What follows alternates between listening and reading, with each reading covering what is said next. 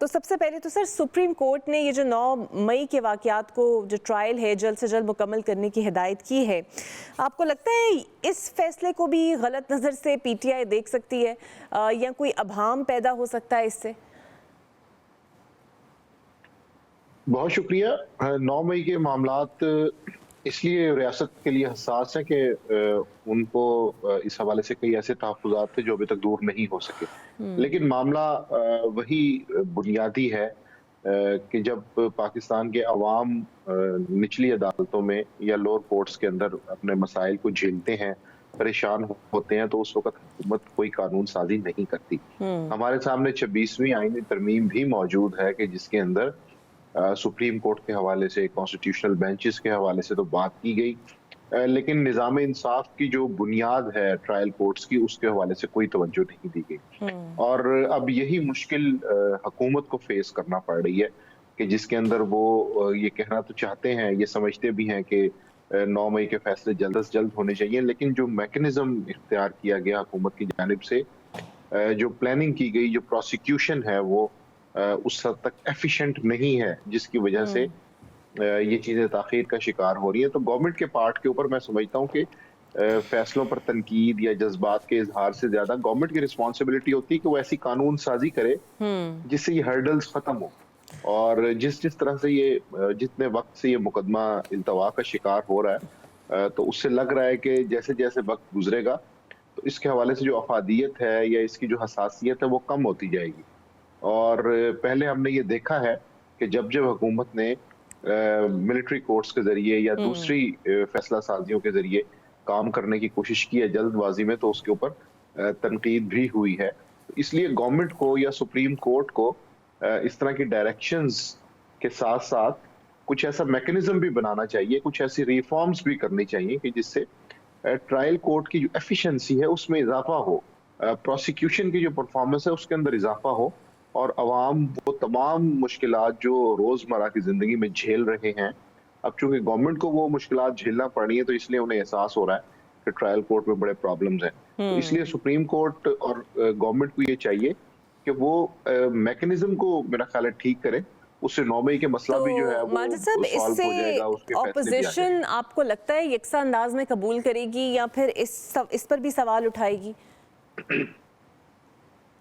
देखिए, जो हुकूमत की जानिब से या अदालत की जानिब से जो फैसला साजी है, मुकदमे की तफसील और उसके फैसले जब सामने आएंगे, तो उसके ऊपर फिर आईनी और कानूनी बहस तो होगी। उसकी वजह ये कि 9 मई जो है अभी वो ट्रायल कोर्ट में है, उसके बाद हाई कोर्ट का ऑप्शन भी है, सुप्रीम कोर्ट का ऑप्शन भी है।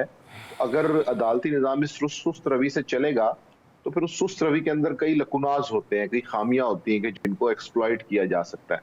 तो अगर हुकूमत ये चाहती है कि वो फुल प्रूफ तरीके से इस सारे मामले को सरंजाम दे, तो प्रोसिक्यूशन की जानिब से जो गवाहान हैं, जो सबूत हैं, उनको ठोस बुनियादों पे होना चाहिए ताकि उसके ऊपर कोई क्वेश्चन ना उठा सके। बिल्कुल ठीक है। सर, दूसरी जानिब हुकूमत के लिए तो टफ टाइम एक तो बलूचिस्तान के हवाले से भी है और दूसरा अब सिंध वाला मामला जो है वो काफ़ी ग्रेव होता जा रहा है। उमर अयूब साहब आसिफ अली जरदारी पर पानी बेचने का इल्ज़ाम लगाते हैं, कोई आपको लगता है ये सिर्फ लिफाजी या बयानबाजी है या वाकई इसके पीछे कोई बैकग्राउंड हो सकती है? पंजाब और सिंध के नहरी पानी के जो मामलात हैं, इन पे खासा कंसेंसस मौजूद रहा है तकरीबन 30 साल में। उसके बाद इस दफ़ा जो चोलिस्तान की कनाल्स हैं जो नई बनने जा रही हैं, उसके हवाले से मैं समझता हूँ कि मुस्लिम लीग नून की जानिब से जो केस प्रेजेंट किया जा रहा है, वो कोई इतना कानूनी तौर पे या सियासी तौर पे मजबूत नहीं है। उसकी वजह ये कि मुस्लिम लीग नून इसके अंदर स्टेक होल्डर भी नजर नहीं आती। वो सिर्फ रियासत के नुमाइंदा के तौर पे काम कर रही है, क्योंकि जितने भी नहरें हैं, वो जितनी मॉडर्न फार्मिंग होनी है उनके लिए वो मौजूद हैं, उनकी प्लानिंग के लिए उनको बनाया जा रहा है। तो वो जितना भी मामला है वो SIFC के अंडर है और उसके अंदर गैर मुल्की सरमायाकारी भी है, मुल्की सरमायाकार भी हैं। तो उससे जो एग्रीकल्चरल फार्मिंग है या कॉर्पोरेट फार्मिंग है, उसकी तरवीज होगी। तो पॉलिटिकली मुस्लिम लीग नून इस मामले को मेरा ख्याल है कि बेहतर हैंडल नहीं कर पा रही। उसकी वजह ये कि शायद उनके स्टेक्स नहीं है और वो इस चीज को पंजाब के मसले के तौर पे नहीं सामने लेके आ रहे। होना तो ये चाहिए था कि पंजाब के जो इरिगेशन मिनिस्टर हैं काजिम पीरजादा, वो फ्रंट से इस चीज को लीड करते टेक्निकल पॉइंट्स बताते कि इसमें क्या क्या फायदे हैं, क्या क्या नुकसानात हैं। लेकिन पंजाब कैबिनेट की तरफ से, पंजाब गवर्नमेंट की तरफ से इसके ऊपर सियासी बयानबाजी की जा रही है। टेक्निकल पॉइंट्स की बुनियाद पे अगर आप केस समझाएंगे, उसकी लॉजिक सामने लेके आएंगे, उसकी रीजनिंग देंगे, तो वो मेरा ख्याल है ज्यादा बेहतर है। क्योंकि हमने देखा है कि कालाबाग डैम का मसला भी इसी तरह सियासी बयानबाजी के नजर हो गया था। तो इसलिए अगर पंजाब ये समझता है या फेडरल गवर्नमेंट ये समझती है कि उन्होंने इस चीज को हल करना है, तो उन्हें मेरा ख्याल है कि पॉलिटिकल स्टेटमेंट्स की बजाय कि आसिफ अली जरदारी ने ये किया या मुश्तरका मुफादात कौंसिल में ये हुआ, उससे आगे निकलते हुए इसकी टेक्निकल रीजनिंग देनी होगी। बिल्कुल ठीक है, लेकिन आपको लगता है कि अगर हम सदर पाकिस्तान पर ऐसे बराह रास्त इल्ज़ाम लगा दें, कानूनी लिहाज से किस हद तक दुरुस्त है, और अगर ये इल्ज़ाम झूठे साबित हो जाएं तो कोई कानूनी नताइज इनके खिलाफ इस्तेमाल हो सकते हैं? वैसे तो ये भी कहा जा रहा है नून लीग की तरफ से कि मीटिंग मिनट्स मौजूद हैं, आसिफ अली जरदारी दस्तखत भी कर चुके हैं, जिस पर पहली पीपल्स पार्टी निगेट कर रही है।